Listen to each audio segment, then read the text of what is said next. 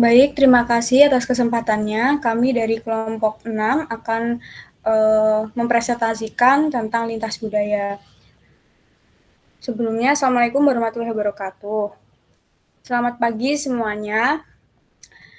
Kami kelompok 6, sebelumnya perkenalkan saya Ratna. Saya selaku moderator perwakilan dari kelompok 6.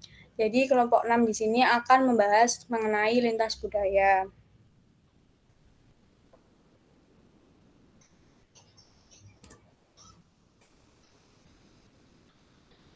Yang beranggotaan ada saya sendiri, Ratna Maisa Putri dengan 3 NIM akhir 017, lalu ada Muhammad Farhan Akbar dengan 3 NIM akhir 022, lalu ada Sinta Aisyah Ambami dengan 3 NIM akhir 028, lalu yang terakhir ada Alvandio Firki Virgiawan dengan 3 NIM akhir 064.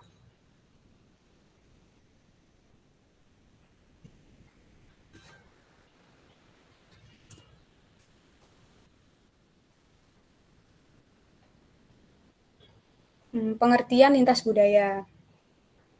Komunikasi lintas budaya terjadi ketika manusia dengan budayanya berhubungan dengan manusia lain yang berasal dari budaya yang berbeda, berinteraksi dan bahkan saling mempengaruhi. Lintas budaya adalah istilah yang sering digunakan untuk menjabarkan situasi ketika sebuah budaya dihadapkan dengan budaya lain dan keduanya saling memberikan pengaruh dan dampak baik positif maupun negatif. Seperti yang terjadi dalam setiap kegiatan wisata, di mana wisatawan dipastikan melakukan interaksi dan memberikan dampak baik positif maupun negatif kepada masyarakat setempat.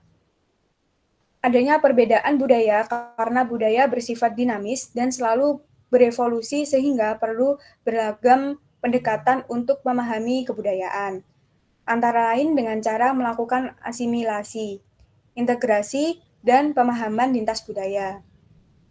Lalu pemahaman lintas budaya menciptakan kemampuan untuk menentukan mana yang tepat dan mana yang dapat diterima oleh budaya lain.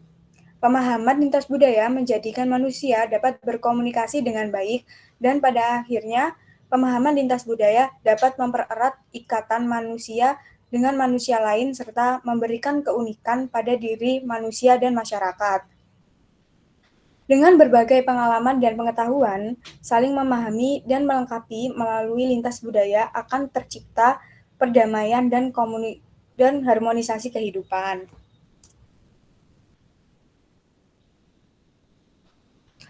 Selanjutnya ada tujuan pemahaman lintas budaya. Pemahaman lintas budaya diperlukan oleh orang-orang yang dalam pekerjaan sehari-harinya selalu berhubungan dengan orang-orang yang berasal dari budaya lain atau budaya yang berbeda. Menurut Hill tahun 2006, mendefinisikan pemahaman lintas budaya sebagai suatu kombinasi antara pengetahuan tentang budaya lain pada tingkat kognitif dengan seperangkat sikap pada tingkat efektif. Pengetahuan yang dimaksud mencakup pengetahuan tentang budaya sendiri, budaya orang lain, dan pengetahuan tentang persamaan dan perbedaan yang ada di antara budaya-budaya tersebut.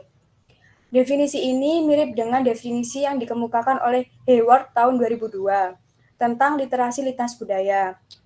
Hayward mendefinisikan literasi lintas budaya sebagai kompetensi, pemahaman, sikap, penguasaan bahasa, partisipasi, dan identitas yang diperlukan untuk keterlibatan lintas budaya yang efektif. Kompetensi mencakup kompetensi dan melakukan empati, toleransi, dan komunikasi. Pemahaman mencakup pemahaman tentang bagaimana beroperasinya suatu budaya dari sudut pandang orang dalam. Sikap mencakup penghormatan terhadap integritas suatu budaya. Penguasaan bahasa mencakup keahlian secara bilingual ataupun multilingual. Sedangkan partisipasi mencakup hubungan di dalam pertemanan maupun di dalam pekerjaan secara baik. Lalu selanjutnya ada manfaat mempelajari lintas budaya menurut Litvin tahun 2004. Yang pertama, Satu, lebih peka secara budaya. Yang kedua, menyadari bias budaya sendiri. Yang ketiga, memperoleh kapasitas untuk benar-benar terlibat dengan anggota dari budaya lain untuk menciptakan hubungan yang langgeng dan memuaskan orang tersebut. Lalu nomor yang keempat, mempelajari keterampilan komunikasi yang membuat seseorang mampu menerima gaya dan isi komunikasinya sendiri. Selanjutnya akan dilanjutkan oleh rekan saya. Kepada Farhan Akbar dipersilakan. Pengertian etika bisnis lintas budaya. Etika bisnis merupakan topik yang sangat sensitif bagi mereka yang melakukan bisnis internasional. Banyak etika bisnis berasal dari apa yang atau tidak tepat dalam budaya masing-masing. Hal ini umumnya terbaik untuk setiap orang bisnis untuk penelitian adat dan etika dari negara-negara lain sebelum perjalanan ke sana untuk bisnis. Next.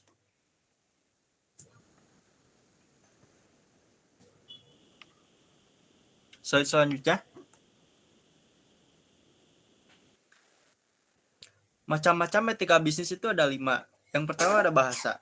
Bahasa. Sebuah perjalanan bisnis internasional selalu harus belajar setidaknya beberapa kata dalam bahasa budaya yang dia sedang berkunjung. Upaya ini akan diterima dan dihargai di semua negara dan budaya. Pemahaman dasar dari suatu bahasa juga dapat mengurangi setiap kesalahpahaman lintas budaya. Yang kedua, salam. Salam bervariasi di seluruh dunia.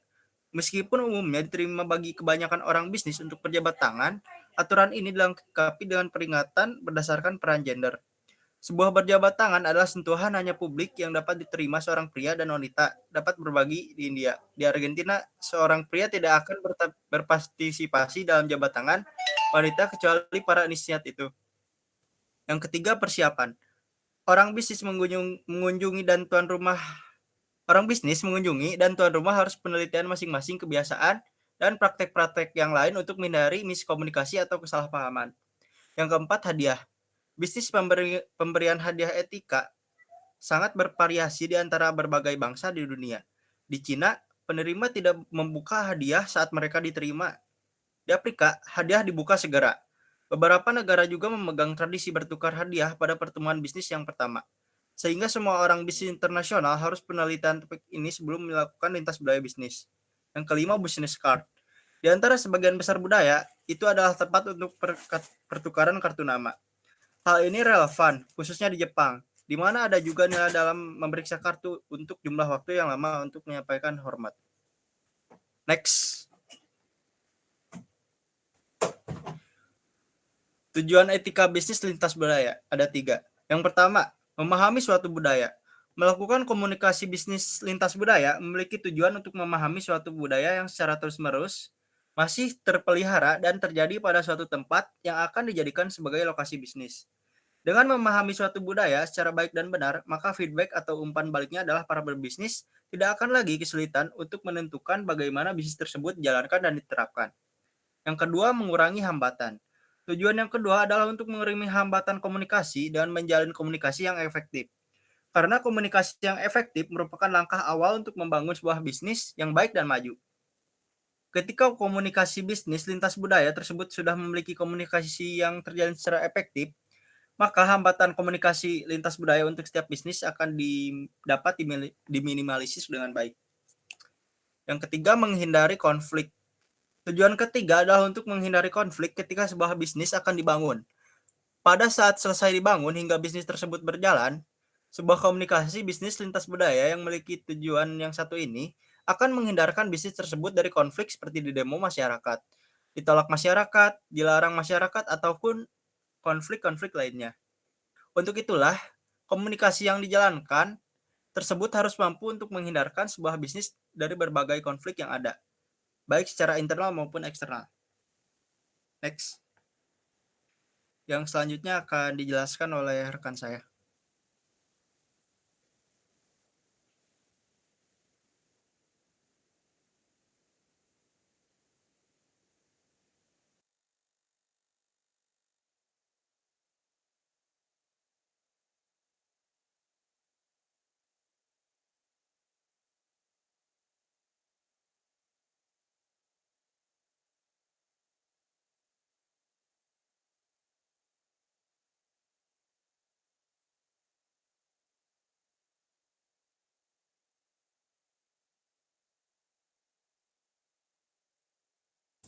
Baik, sebelumnya mohon maaf karena rekan saya berhalangan untuk hadir, maka saya sendiri yang akan menjelaskan.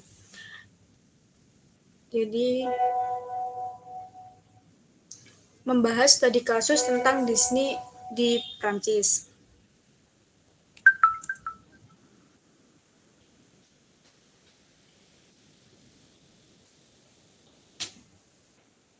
Disney sebagai perusahaan yang mengembangkan konsep taman hiburan dalam bisnisnya telah berhasil meraih keuntungan di Amerika di Amerika Serikat dan Jepang.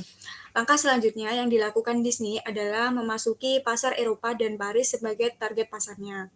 Lalu mengapa Paris dijadikan kota yang akan dibangun taman hiburan berikutnya?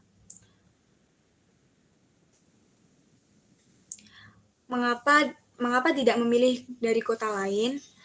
Disney berargumen bahwa Paris dipilih karena beberapa alasan.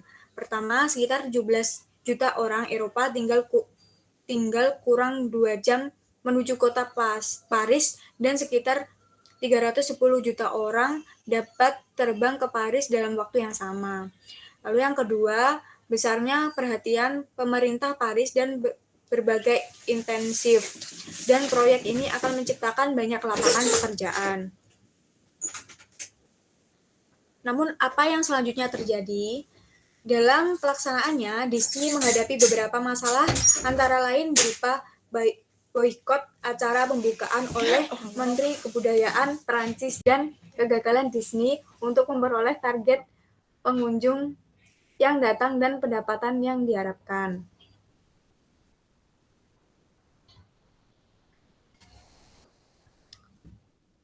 Lalu, mengapa hal itu bisa terjadi? Hal ini disebabkan karena Disney kesalahan asumsi terhadap selera dan pilihan konsumen kota Perancis yang disebabkan karena perbedaan budaya. Disney menganggap pola budaya perusahaan yang diterapkan ke negara sebelumnya tersebut berhasil, tapi nyatanya tidak. Begitu juga dengan model kerja tim yang diterapkan. Disney mencoba menerapkan model kerja tim yang serupa dilakukan di US dan Jepang, yang tidak dapat diterima oleh karyawan Disney di Paris. Juga kesalahan perkiraan Disney bahwa orang Eropa akan menghabiskan waktu yang lama di taman. Ternyata cukup salah. Lalu selanjutnya akan dijelaskan oleh rekan kami. Kepada Sinta Aisyah, dipersilakan.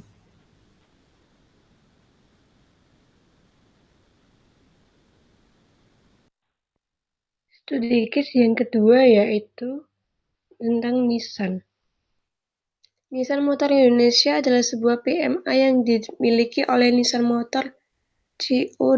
Ltd. Nissan Way adalah budaya organisasi yang dimiliki oleh Nissan sebagai tolak ukur dalam kebiasaan berpikir dan bertindak yang diharapkan dari karyawan Nissan dalam melakukan pekerjaan. Next. Mengapa perlu Nissan Way?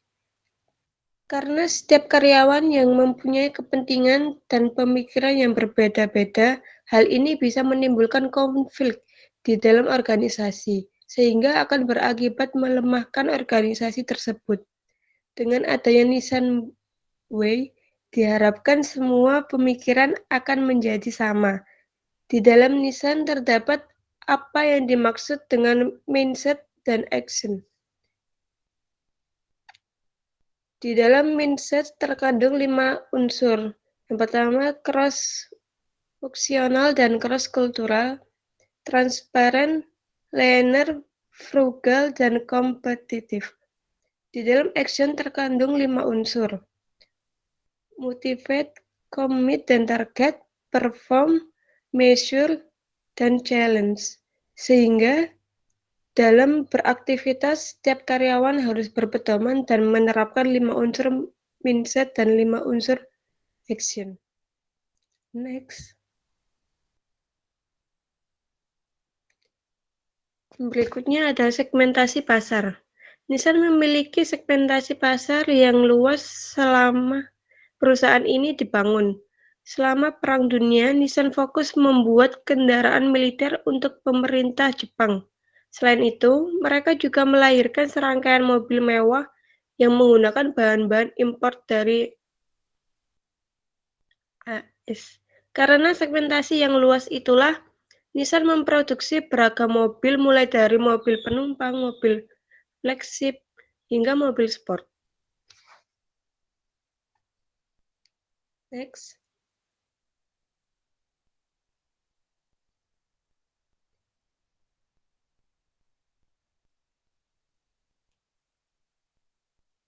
Sekian presentasi dari kelompok kami. Jika ingin bertanya, silakan menekan tombol raise hand dan menuliskan jawabannya di kolom komentar.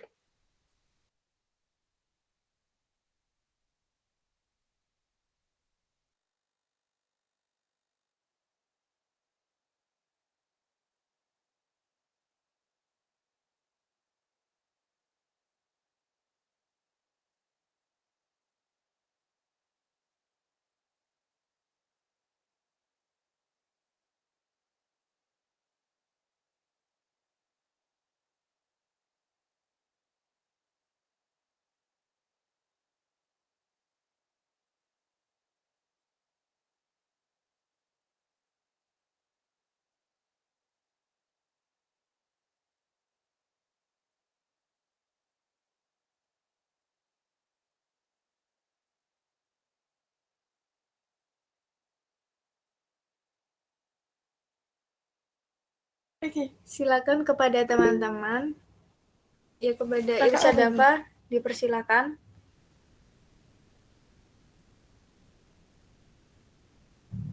Baik, terima kasih. Tadi kan pas case-nya Disney kan itu salah satu kesalahannya karena perbedaan budaya. Terus bagaimana menurut presenter cara untuk menghilangkan doktrin pada pikiran orang lain bahwasannya budaya orang lain itu tidak seburuk yang kita pikirkan atau yang dia pikirkan. Terima kasih. Baik, terima kasih untuk Irsa Dava. Mungkin bisa menuliskan pertanyaannya di kolom komentar.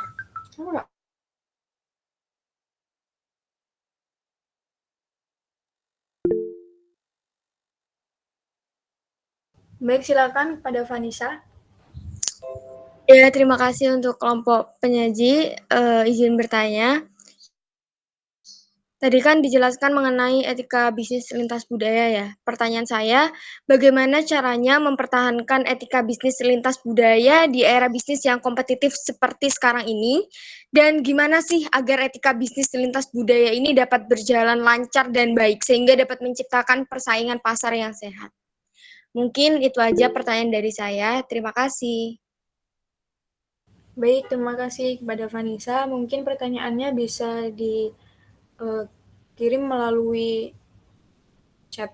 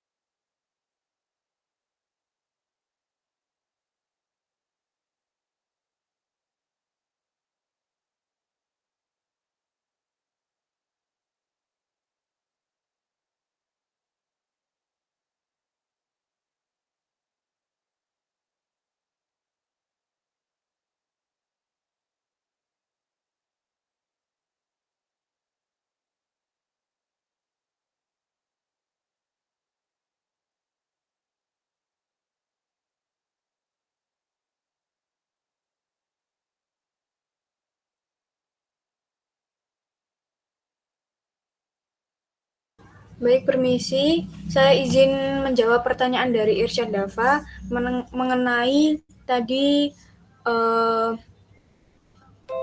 cara untuk menghilangkan doktrin pada pikiran orang lain bahwasanya budaya orang lain itu tidak seburuk yang kita pikirkan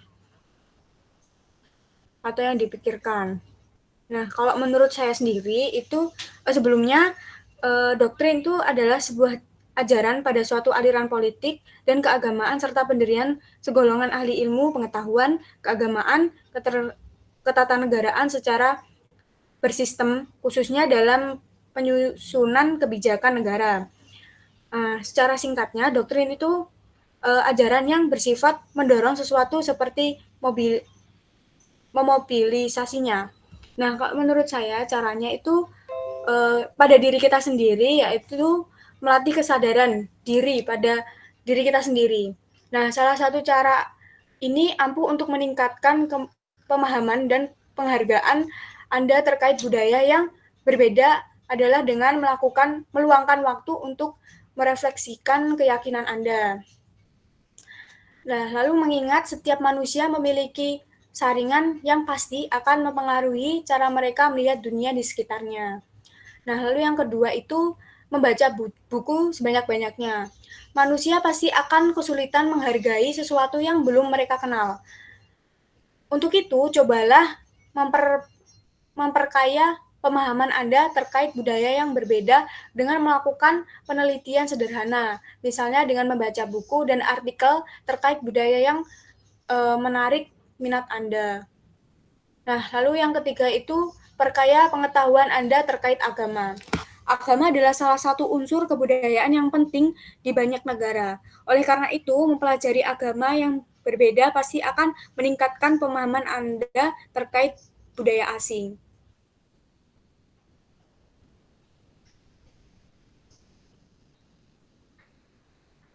Lalu ada lagi menempuh pendidikan formal untuk memperkaya pemahaman Anda. Memperkaya pengetahuan budaya melalui pendidikan formal adalah cara yang sangat ampuh untuk meningkatkan penghargaan Anda. Misalnya, Anda bisa menempuh pendidikan di jurusan sastra Rusia untuk memperkaya pemahaman terkait budaya Rusia, atau sastra Inggris dan lain sebagainya. Mungkin kurang lebihnya seperti itu. Kepada Irsyad Dava, apakah cukup paham atau cukup puas dengan jawaban? Baik, terima kasih. Oke, sama-sama. Untuk yang lain, apakah ada yang ingin dipertanyakan lagi?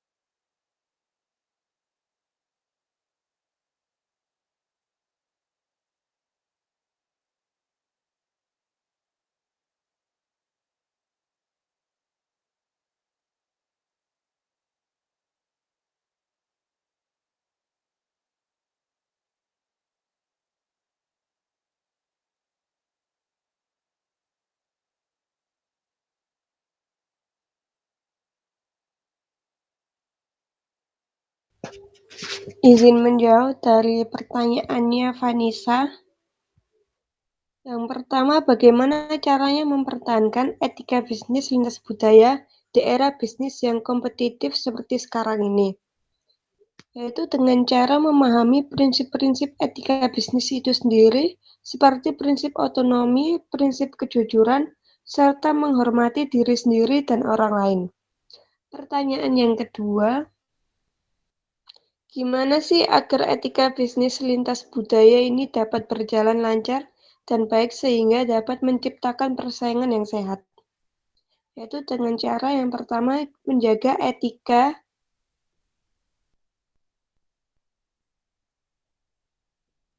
yang kedua menghindari bahasa gaul, jadi menggunakannya dengan bahasa formal.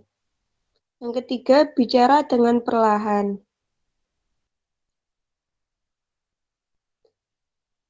Bagaimana, Vanessa? Apa sudah cukup?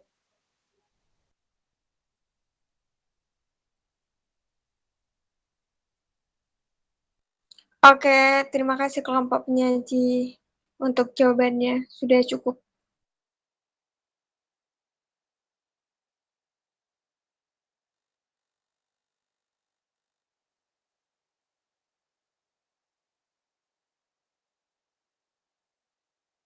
Baik, terima kasih. Untuk yang lain, apakah ada pertanyaan?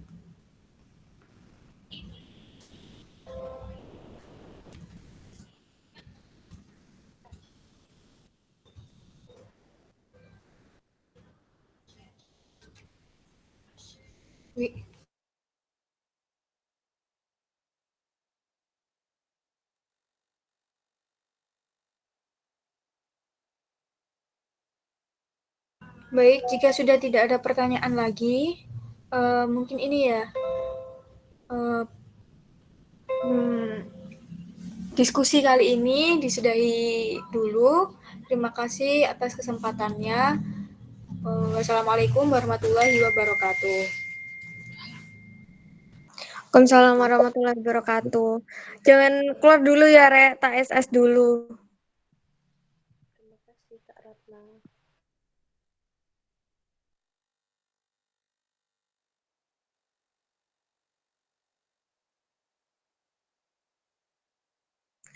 Oke, makasih udah tak SS kok. Kalau mau live juga udah bisa. Makasih ya, Re. Terima kasih semuanya. Bye-bye.